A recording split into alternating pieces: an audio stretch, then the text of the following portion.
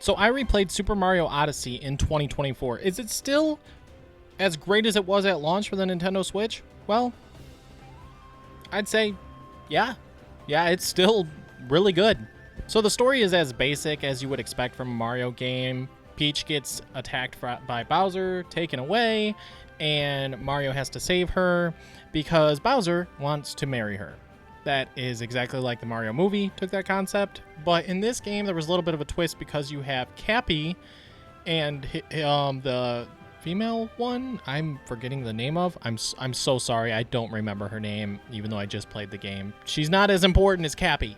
However, in 2024, I would like to say that the mechanics still live up to today as something so creative. It's absolutely amazing, the creativity that Mario Odyssey had. And in 2023, we got Mario Wonder, and the creativity there was also fantastic. And I think that the Nintendo Switch launching with a Zelda game and then coming out with a Mario game about 6 months later, that's what made me want to get the Nintendo Switch. Because honestly, I didn't get one at launch because I was scared it was going to be another Wii U situation with not many games. But when I seen both Zelda and then later on when I seen Mario coming out and I thought it looked really good, that's what got me to get a Switch. And I have to say, Mario Odyssey, its creativity with Cappy is absolutely incredible. The amount of things that you can turn into, from a frog to a spring type enemy to a Koopa to so many other things, and making like puddles and fire, and the things that Mario can do is really just, it's a lot of fun and it's very creative. And I think that when it comes to 3D Mario games, it's hard to come up with new inventive ideas now. And Mario Odyssey really pushed the limits. Yes, it wasn't Super Mario Galaxy 3. I know some of you want that, and I respect that. I understand that. But Mario Odyssey was definitely a very special title because it was the part of the launch of the Switch. Not exactly the launch, but it really took a send-off for the Nintendo Switch. And I think that Mario Odyssey really did some things for the Switch that made more people want to buy a Switch like myself. Now, how about the worlds? I think that the worlds, for the most part, are pretty good. Honestly, I had fun with each and every one of the worlds. If I'm being honest, I don't think I had any issues with any of the worlds in this game. I think they were all pretty good. Normally, I don't like water worlds, and I wasn't really looking forward to replaying that world, but it was actually really fun. I mean, every single world that I went to, I wasn't getting mad. I wasn't getting frustrated. I was having fun, really, because the game isn't too hard until post-game, which we'll get to. But there's so many moons to collect, and I think that's really cool. A lot more than like Mario Sunshine and the Mario Galaxy games. I think there's actually 999 moons in the game when you continue post-game, and that's really, really crazy.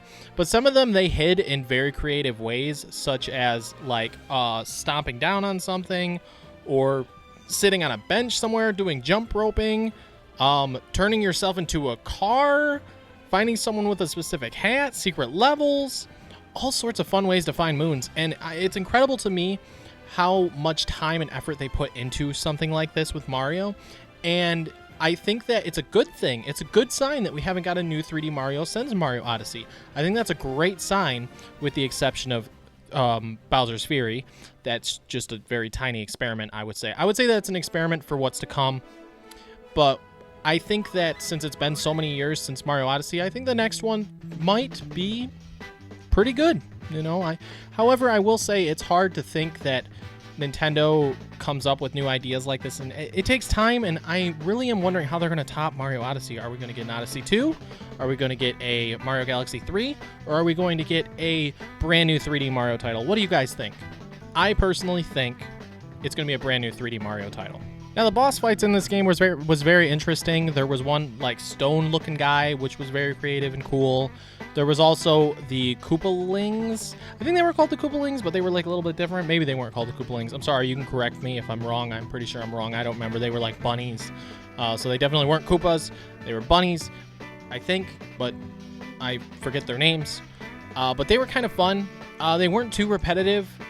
They were the same fight each time that you fought each one of them, but I think you only fought each one twice in the game. The first time for each world, And then at the very end of the game, you fought them as well, because there was other bosses in between there for different worlds or different secret levels, which was really cool as well. Also, that lion in the desert that slides around, it's so cool.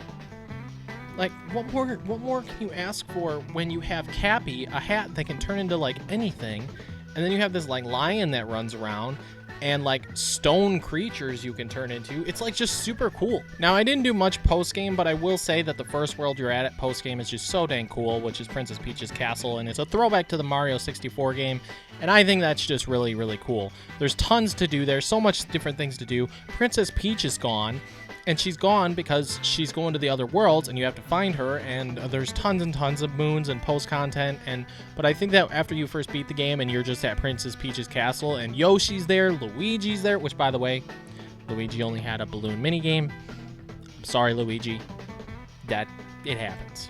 That being said, most of the game is pretty easy, but the fact that it's so fun and so creative and not very frustrating is what's so fun about it. But there is one level post-game, which after you get like 700 moons, I believe, you unlock, and it's a very, very hard level. I didn't play it this playthrough, but there's a very, very difficult level.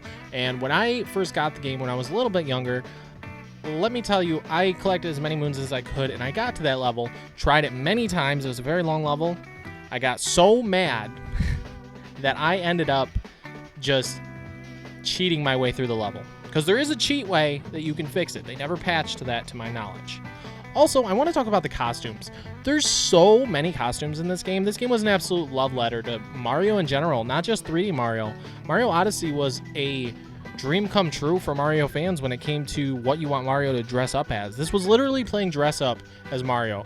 What I would like to say is basically you're playing Barbie as Mario, and it's the truth. I mean, he has so many costumes, and at post-game you get even more costumes, and they added DLC costumes such as the Luigi costume and Wario, Waluigi, like, it's all there. And the Mario 64 costume, amazing costume. It's just so cool. This game was nominated in 2017 for Game of the Year for a reason, and I have to say, I don't have any gripes. I replayed it in 2024, and it's still just as good as ever. I genuinely think it's a perfect 10 out of 10 Mario game. If you haven't played Mario Odyssey, I'd be shocked. If you own a Nintendo Switch and you haven't played Mario Odyssey, because to be honest, most Switch owners, I would say, own Mario and Zelda, because they are very popular, very good games, and I don't have any complaints with Mario Odyssey. I really don't. They went so creative with it in many ways that made it completely different from any other 3D Mario. Just like Sunshine had Flood, and Mario Galaxy, you went from planet to planet and all that in space. It was just so cool. Plus, you had Rosalina as well, and in the second game, they gave you Yoshi. Lots of cool stuff. So in Mario Odyssey, you got Cappy and all these different unique things that you could do and different abilities, and I think that it was all just great, and the story was pretty fun, pretty basic, but fun. They're always basic, obviously. It's Mario. I mean, come on. There's not a whole lot of story there. There's not supposed to be. It's not deep lore, you know, but I will say that it just got me really excited for the next 3D Mario game. Let me know in the comments below what you think of Mario Odyssey, still to this day, and let me know your thoughts on what is going to be the next 3D Mario game. Is it going to be a sequel to Mario Odyssey? Is it going to be a Galaxy 3? Wishful thinking on that one.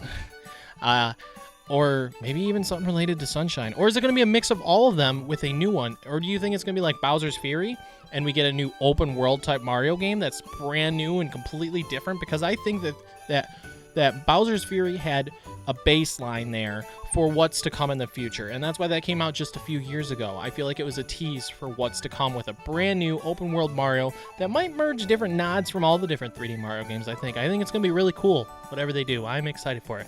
So let me know in the comments below. Thanks so much for watching. Check out the other videos. Got some other stuff. I don't know. It's cool. Yeah. Mario Odyssey. Play it. Play it again. I don't know. Peace.